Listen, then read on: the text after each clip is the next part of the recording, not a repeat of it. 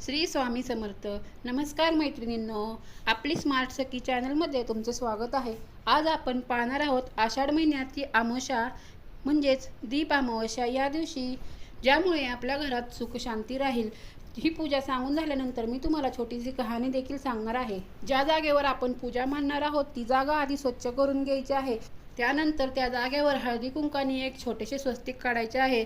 त्यावर पाट टाकायचा आहे. पाटावर एक छोटासा रुमाल किंवा कोणताही स्वच्छ कपडा टाकायचा आहे आणि नंतर तेथे हळदी कुंकू आणि अक्षता टाकून पूजा करून घ्यायची आहे. आता सर्व दिवे आपण पाटावर मांडून घ्यायचे आहेत. दिवे ठेवण्याआधी थोडे थोडे तांदूळ दिव्यांखाली टाकायचे आहे.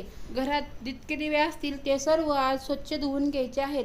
घरात समया असतील त्या देखील स्वच्छ धुवून त्यांना देखील आज पूजायचे आहे. माझ्या समया गावाकडे असल्यामुळे मी फक्तच दिव्यांची पूजा करणार आहे. गावाकडे सासूबाई त्या सर्व दिव्यांची पूजा करतीलच. दिव्यांमध्ये तेल किंवा तूप घालून घ्यायचे आहे आणि सर्व दिवे प्रज्वलित करायचे आहेत. आता अगरबत्ती लावून घ्यायची आहे.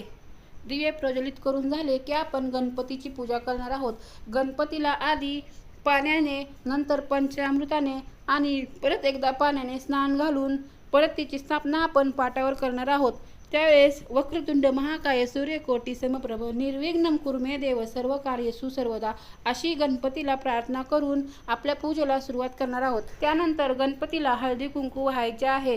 त्यानंतर आपल्या इच्छेप्रमाणे फुले आणि या पूजेमध्ये दुर्वा आणि आघाडीचे विशेष महत्त्व असते ते देखील आपण गणपतीला वाहून घेणार आहोत.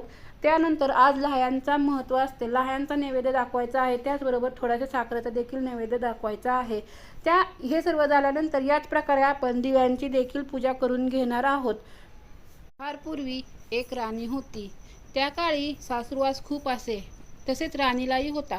राणीने एके दिवशी चोरून लोण्याचा गोळा खाल्ला. सासूने विचारले, लोण्याचा गोळा काय झाला ग? राणी घाबरली आणि तिने घाबरून असे सांगितले की खाल्ला असेल उंदराने आणि ते विषय तिथेच मिटला. परंतु हे उंदीर मामाने ऐकले आणि राणीने माझ्यावर खोटा आळ घातला, याचा त्याला राग आला. आता मी याचा बदला घेणार असे त्याने मनोमन ठरवले. एके दिवशी राजमहालामध्ये पाहुणे आलेले होते. त्याचा फायदा घेऊन उंदीराने काय केले की राणीची चोळी त्या पाहुण्यांच्या खोलीमध्ये नेऊन ठेवली. आता सर्वांना असे वाटले की राणीच त्या खोलीमध्ये गेली होती आणि तिच्यावर नाण्याचे आरोप करण्यात आले आणि तिला महालातून काढण्यात आले. तिला महालातने बाहेर हाकलून दिल्यानंतर 2 दिवसांनी दीपामावस्या होती. राणी दर दीपामावस्येला सर्व घरातील दिवे काढून त्यांना स्वच्छ धुवून आणि त्यांची पूजा करत असे. पण या दीपामावस्येला कोणीही तशी पूजा घातली नाही. सर्व दिवे नाराज झाले. त्या रात्री सर्व दिवे राजमहालाबाहेरील एका मोठ्या झाडावर जमा झाले आणि चर्चा करू लागले की आपली राणी यावर्षी नाही तर आपली पूजा झाली नाही, आपल्याला स्वच्छ केले गेले नाही. योगायोगाने त्याच वेळी राजा राजवाड्यातून बाहेर काही कारणास्तव चालला असताना राजाच्या कानावर दिव्यांचे बोलणे पडले. दिवे आणखी काय बोलतायत हे उत्सुकतेने ऐकण्यासाठी राजा तेथेच थांबला आणि दिव्यांचे बोलणे पुढे ऐकू लागला. त्यातील एक दिवा म्हटला, अरे असे राणीने काय केले होते की तिला राजवाड्याबाहेर हाकलून दिले? त्यानंतर दुसरा दिवा सांगू लागला, अरे तुला माहित नाही का, त्या उंदराने सगळं कारस्थान केले. राणीने त्याच्यावर खोटा चोरीचा आळ घातला म्हणून त्याने पाहुण्यांच्या खोलीमध्ये तिची चोळी नेऊन ठेवली आणि राणीवर खोटा आरोप लागला. खरे काय खोटे काय हे न पाहताच राजाने राणीला राजवाड्याबाहेर हाकलून दिले आहे. हे सर्व ऐकून राजाला खूपच आश्चर्य वाटले आणि आनंदही झाला. त्याने राजवाड्यात जाऊन राणीला शोधून आणण्याचा आदेश केला. शिपाई लगेच राणीला घेऊन आले. राणी आल्यानंतर राजाने सर्व हकीकत राणीला सांगितली आणि सांगितले की ज्या दिव्यांमुळे आज मला सर्व हकीकत कळली आणि तू राजवाड्यात परत आली, त्या दिव्यांची तू पटकन पूजा करून घे.